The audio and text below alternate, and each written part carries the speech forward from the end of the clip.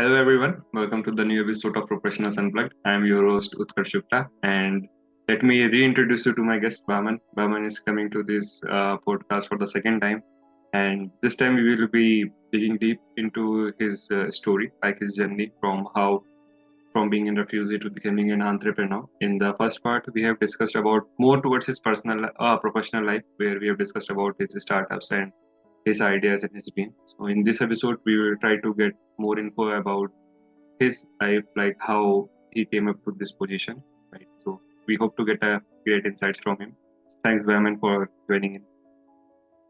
You're welcome, man. Awesome. I'm so happy to be back. I remember last episode I asked you, don't forget about me, and I'm happy to be back already so soon. Thank Right. you. Thank you so much, Vaman. So let's begin. So it would be great if you can just enlighten us from your starting, like from being a refugee, like how the life was there, and anything you want to share with us from your childhood, or you can say teenage, and then to adulthood. Absolutely. Yeah. Well, I was very young. I wasn't even 1 year old when we fled the country of Iran and went to the Netherlands. When we landed in the Netherlands, there were a lot of families, including my current wife's family, who was with us. They struggled a lot with finding a place, getting the green card, getting a residency. But I I'm very similar to my mother. She's an extremely good problem solver. And she was very smart and very clever and got us a house and a residency in 6 months. It was incredible how she knew the problem that was in front of her and solved it within a very stressful and very crazy environment. Unfortunately, that's one of the last good memories or good stories that I have of my family because pretty quickly afterwards things started to fall apart. And I think the reason for that is pretty standard, pretty understandable because, a refugee family goes through a lot. And you hear a lot of those amazing stories about refugee families who do great things and they build great businesses or they pick up a study and become a great professional and keep the family together. I would say a pretty large percentage of refugee families, they don't make it and they end up the kids traumatized, Hmm. broken, not in touch with each other, and not having great career opportunities. And I think that the trauma of being a refugee, of losing everything and having to restart in a new country with a new language and your degree is worthless, your professional work experience is worthless, is incredibly hard to deal with. So if you want to be able to survive that transition, you need an extremely good family structure.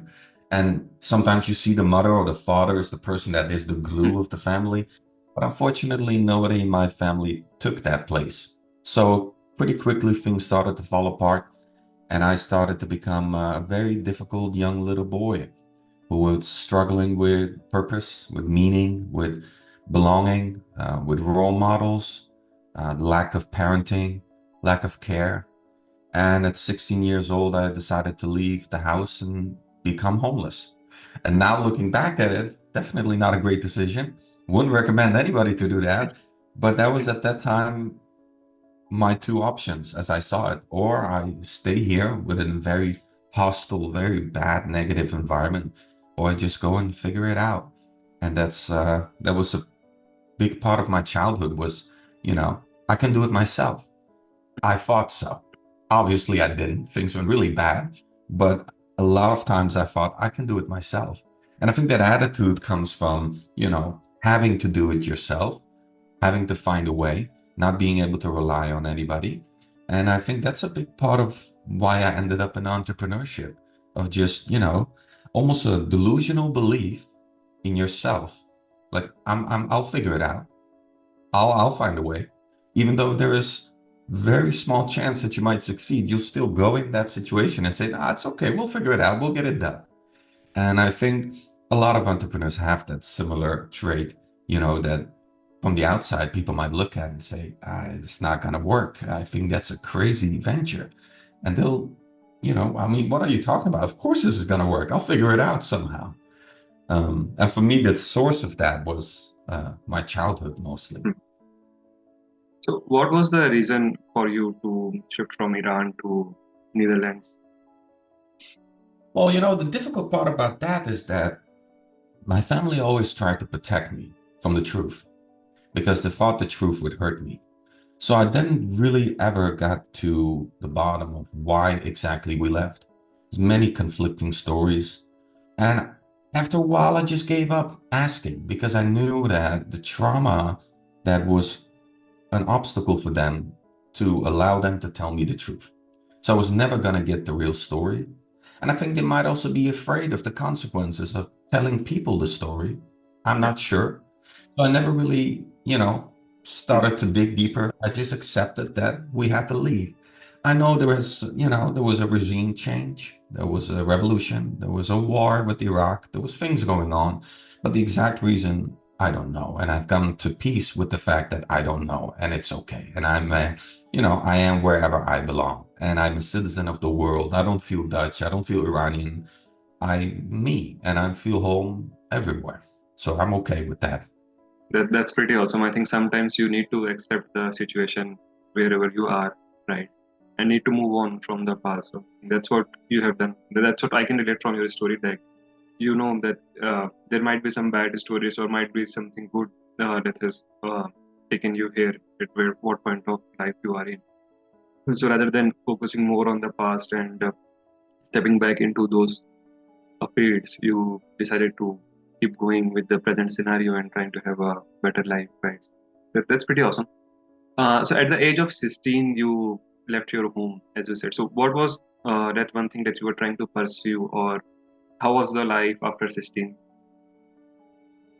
I think what I wanted to do is prove everybody around me that I could figure it out myself, Yeah, that I didn't need anybody, and that I was smart enough to be successful on my own, and that I didn't have to deal with all that negativity and toxicity that was around me and my family at that time.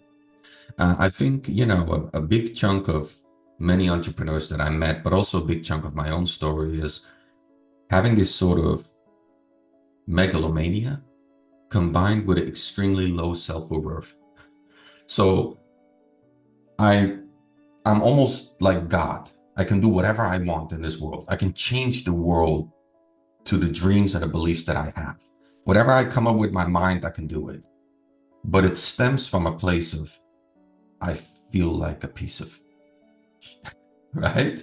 I feel like a really worthless human being. mm, That's the driver of I mm, want to show my value, my worth. I want to prove that I'm worth something. And that's why I'm doing these grandiose things that I can't settle for a regular job, that I can't settle for a regular life with a house and a dog and two kids and go to work 9 to 5. I can't settle for that because I have this ideas of grandeur in my head from young, right? Of being told that you're nothing, and that's a very bad thing because you should be grateful and you should be very present in the things that you have, and right. take the time to appreciate what you have and not always chase things. But that's what I've learned very young on, that I'm going to be so ridiculously successful and I'm going to do it on my own, and I don't need anybody to do it, especially not my family. A lot of it was born out of anger and frustration Right. towards them, right?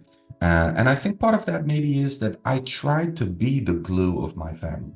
I tried to be the person that, keeps things together, but I was too young and I didn't have any authority. And the family was already very hurt and very traumatized by many things that I didn't experience. I did not have the empathy because I was 6 months when we fled the country. And Mm, my brother and sister, much older than me, they experienced mm, everything. So I was trying to do something that I wasn't able to do, and that frustrated me. So I just left the situation and say, you know what? I'm going to do something else. I'm going to succeed at it. And you're going to see me, and you're going to see a very successful person. It was a very negative motivation, I would say. Yeah. Other than negative, I can say that was a challenging motivation that you have taken.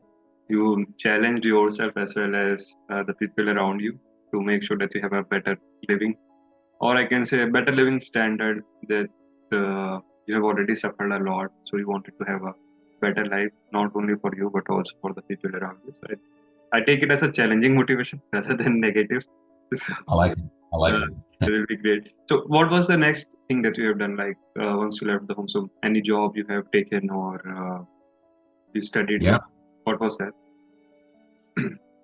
Honestly, a couple weeks ago, I spoke to an old school friend who told me, "Hey, you were at school with me," and I forgot because I started so many different studies, and I Okay. got kicked off every single one of them. I think I did around 6 or 7. Just starting them, doing them for a couple months, getting kicked off, starting another one, doing them for a couple months, getting kicked off. And the reason why I kept starting studying is because I thought that's just what you have to do at that age. There is no other path in life than go to school. And that's what I was taught, and that what I felt was the truth. So I just kept doing it, not knowing that, you know, I have pretty severe ADHD. I have pretty severe issues with authority. I find it very difficult to listen to people if I don't, respect or understand where they're coming from. So school was very difficult for me because I was looking at strangers who was telling me about things that were not going to make me successful. I did not see the connection between what you're telling me and how I'm to become Steve Jobs, Walt Disney, or Elon Musk. That was my grandiose idea that I had. Well, the math is not going to help me to become Walt Disney, Right. right? I need some things that makes me this God in my mind that I'm pursuing. And it was a very bad approach because that's not how you should look at education. But that's, I was very broken at that time. So I tried another education, another, and eventually very luckily, the universe brought an internship at my path where I had an exceptional teacher at my last study that I started was event management. And she said, Mama, if you don't get an internship right now, you're going to fail this study. And you already started 6 or 7, and it's probably going to be your last one. So I got you an internship. You just go there at this time, talk to the guy, and, they'll help you. So I went there, talked to him, and he thought I was an idiot, as I was back then. Yeah. So he said, you know what? After 5 minutes talking with me, he said, you know what? Talk to this guy, you know, and he'll maybe he can do something with you. He just ran off. He didn't want to talk to me anymore. So he brought a guy in, which eventually became my mentor and taught me everything about work and life. His name is Wout, and he was a counselor. And he said, Bahman, I think I see something in you. I'm not sure if I'm right, but I think I see something in you, and I want to give you a chance here at this counseling center Mm. to help me help these kids that been through similar things that you've been through and see if you can reach them. And that's pretty much where my first experience with my purpose, my passion, helping people, a professional experience of being a professional, waking up at time, listening to people, following orders. That's where it all started at that internship. That's great. And I think that's the same job where you said that half of the organization left and you were alone, right? Yeah. So, During that time in the internship, I did incredible things with my mentor. We were both so complementary to each other. We achieved national headlines. We had national TV coverage. We had the president visit our counseling center. We had the biggest event in Holland in that year, 2 times. That center was really a huge, huge success. And because me and my counsel were so complementary to each other, uh, I just at that time was not ready to be a professional yet, but he said, I'm going to leave and I want you to have my job. And I wasn't ready for that at all. But I trusted his vision, so I took it. And then the other 2 coworkers that I have, they also left. So it was me and 60 kids counseling every day and having no clue what I'm doing. No idea about counseling. I was an event manager, that never went to any class counseling. It was crazy. It was just ridiculous why I even got in that position, but it happened. And again, that delusional mindset of an entrepreneur, I'll figure it out. I'll do something. right, We'll work it out. right. And thank God we did. And so this was a big break, I think, for you in your career where you got to know, like, I can do managing people and I can help people around myself, right? So after Absolutely. this, what was the next thing that you have done after? Yeah. So, I mean, one really interesting thing happened is that the red the whole connecting tissue in this whole story, the big storyline of everything that I've done has been my wife, who has been with me for 12 years now and has seen every part of it. And she was the one also that told me, take the internship. And she was the one that told me, don't leave this job, even though everybody left, give it a shot. And she also was the one that gave me my biggest insight of my career at that time. And that's when I told her, sitting on the couch, crying, panicking, like, what do I do with these 60 kids that I have no clue what I'm doing with them? And they all look at me for helping them because everybody left. Right. And she said, well, if you don't know what to do, just ask them. And I never thought about that in my life. Like, who does that even? That's such an incredible piece of advice, but who would come up with that advice? And that was the day when I went to work and I got everybody in a circle and I told them, listen, I have no idea what the hell I'm doing. And you need to help me. We need to do this together. You need to tell me how I can support you. And I need to tell you what I can do right now. And we need to come together and find a way for this center to be a great place for you. And these kids just took up all the responsibility and ownership, started to do the cleaning, started to get coffee for visitors, starting to, even buy a safe to put the money in, and they started to do events and bought a ping pong table. And they went to become professionals for me because I was so vulnerable and so open and so, inviting to them. Please help me. Let's do it together. It became, for some reason, a very revolutionary approach to counseling, where previously it was always about you're the patient, you're the Right. kid, you need help. In my case, it was I need help. I know I need to counsel you, but Right. I need help. Help me. And they did. And they showed up and we did such incredible things. And that's where, a lot of people visited from all over the country just to see what the hell happened here. How did they pull this off? But it was purely out of me just saying, I don't know. Please help me. And that, created such an incredible working environment. And that's where eventually I found my passion. And one of the kids that I was counseling, he was gifted. And I found it so intriguing that I started to specialize in giftedness. And I worked at a giftedness education center. And that was my second job, which eventually landed me into performance coaching for gifted individuals. That was And, my first venture. and that's how you started working on the same, like coaching people and now being an entrepreneur of your own company, right? Yeah, exactly. I mean, that was again a very interesting situation where I started a job, and quickly after that job at the Giftedness Education Center, they went bankrupt. Right. And I was just devastated because I left this incredible counseling center where I loved them, but I just wanted a new challenge. And I stepped into this new challenge, this new role, had to learn a lot and attach myself to their mission and to the kids that were there, but then they went bankrupt. So that was again such a huge disappointment, such a, kick in the stomach that hurts so much because you give yourself to something for so long and you commit so much and you feel like, you're not really getting anything back from it. And that was the time that I felt, I think I got to just do something else. And, the people were amazing. They told me, well, we're going to start again. We have another owner. Here's the contract. Just tell me how much money you need. Please stay with us. You're awesome. I said, I really appreciate it, but I don't think I can do this anymore. I don't think I can give myself to somebody else and not be in control of my own destiny. Right. I think I have to do this on my own. So that's how you started your entrepreneur journey, by having your own company and trying to have the things on your own, right? Yeah, I would say there was a couple of, people that were already Mm. reaching out to me for personal coaching, and I was helping them. I did YouTube for a very long time, had a bunch of videos out there. I did a lot of coaching for poker players, chess players, golf players, a lot of mental professionals, athletes, and that was really fun. But I just didn't see how this could become a business.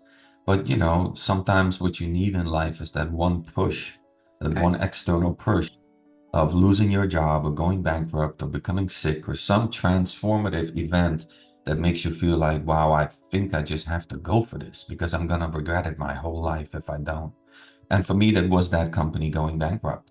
Um, that It was, my push that I needed to just go for it. So, what was the next step that you have taken after you left your job at that company for the gifting Yeah. consulting? One second, can we cut this out and you re-ask this question? Because my Sure, sure. battery, I just saw that it wasn't charging. My laptop's almost went out, but I put it in now, so we good. Okay. Yeah, let's go again. So I was asking, so what was the next thing that you have done once you know that the company has gone bankrupt and you want to change? So how you figure it out? Like these are the things I need to do because you were already getting the consulting offer from many people, right? So you were happy consulting them, but how you ended up creating your own company? That's the question. Yeah, so it was pretty difficult, but I was very grateful to have incredible friends around me who always been with me. Those were the people that, from day one has seen me struggle, have seen me grow, has seen me develop into a professional, a husband.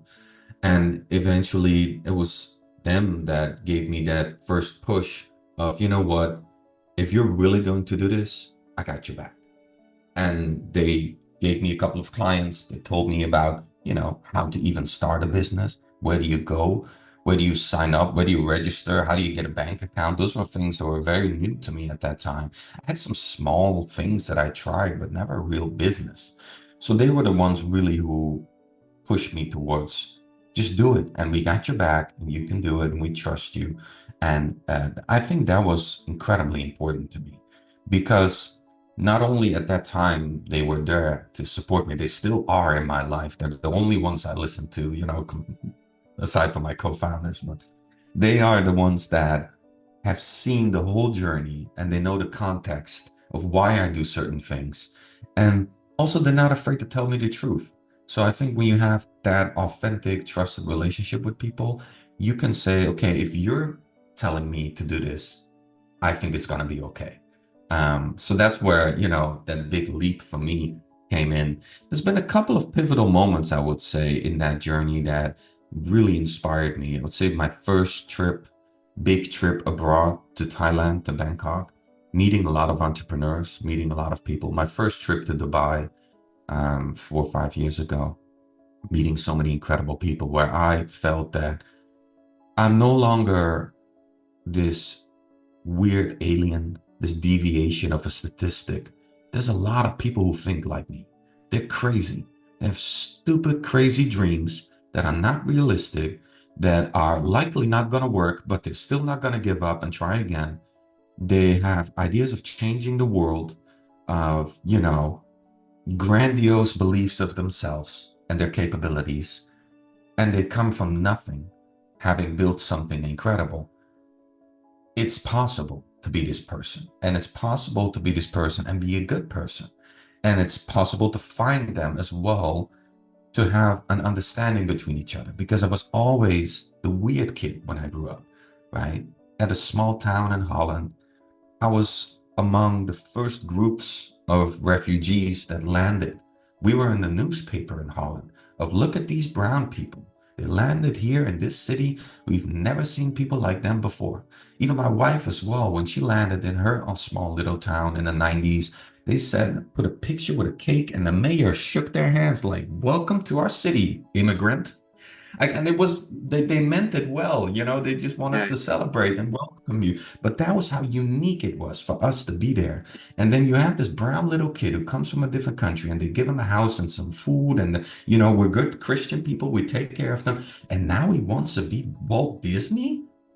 Relax, little boy, go get a job, just do this, you be grateful, it's okay, you don't have to do. yeah. And that was, the belief system of around me, that Mm. whatever you believe, just a little bit too much. Relax, calm down.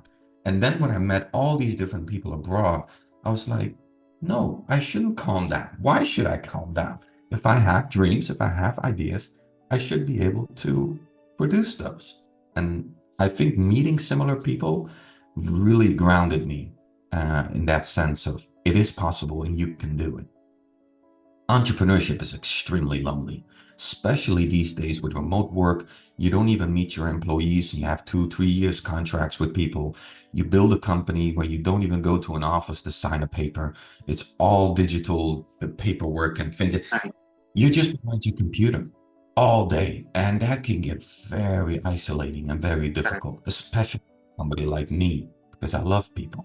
So meeting those people once in a while is really important for me. That's pretty awesome. I think you need to have a better surrounding for yourself, and the people you surround with yourself directly or indirectly affects you. And that's how I think you just explained how different mindset people around you have affected you in a better way, right? From starting from the Holland of the Netherlands in a small town where people said, try to find a job, don't expect too much from yourself, and then meeting new people in Thailand or in Dubai where you know that hey, there are people like me who can expect the extraordinary from this life, and I can do those things, right?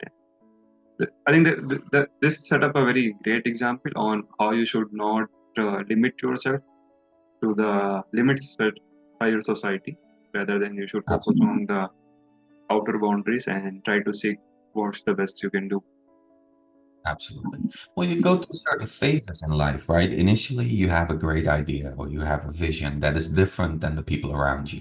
And then the tribal effect that exists everywhere in the world, where, back in the day when we were living in the Stone Ages, where you would leave the tribe to go on an adventure 50 miles to in the desert, they would say, you're going to die there. Don't Right. leave the tribe because that's a very dangerous place and nobody's there to take care of you, to hunt for you, bring you water or fruit or berries or soup. So you're going to die there, very likely. And that's what very often happened. But sometimes there was one of those pioneers that would go there and he would build a city and build an empire. And a completely new bloodline would come from him because he took the chance of crossing over and going in that place where other people were terrified of going. But that doesn't mean that the fear is gone. That fear that we had back then, 100,000 years ago, we still have that fear. So when some people say they're going to leave the tribe, right? Then everybody just responds in fear and anxiety, like, don't do that. Though it's not smart. You're gonna get hurt, right? You might not die these days, but you're gonna get your feelings hurt. So Correct. don't do that. And so I think it's very important to have empathy for those people around you and understand why they are the way they are. It's human nature, right? Tony Robbins says you can only claim that you have empathy if you can truly understand why a person did what they did. Not just walk in their shoes, but understand why they did what they did. And that's really has been a huge important driver for me to get to this place of peace because I was very angry at people for a very long time. Because why would you hold me back? Why would you do this to me as a family member? Why would I become homeless at 16? That's not a thing that should happen in a modern society in Holland, right? Why didn't I ever get the right guidance to get a degree? All those questions that I had, if you reverse it and try to apply empathy, there are very valid reasons why people do certain things. Right. And it might hurt you, but the road to hell is paved with good intentions very often. People try to do the right thing, but it ends up hurting you sometimes. And that empathy really gave me a lot of peace.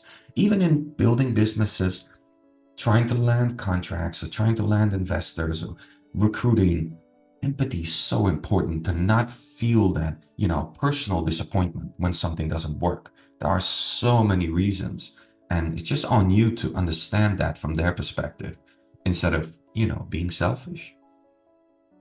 Pretty correct. I think you explained each and everything pretty passionately, and I'm happy to do this episode with you where you have explained your whole life. It's like a biography that you have just told me, and I hope people can get inspired from your journey and know that they should not limit themselves. So thank you so much, Bahman, for joining in. It was really an amazing experience speaking to you again on this channel. I hope we can do more videos in the future as well, looking at the For sure. scenario. I appreciate it. Right. I would So love to. Thank you so much. thanks, Bahman.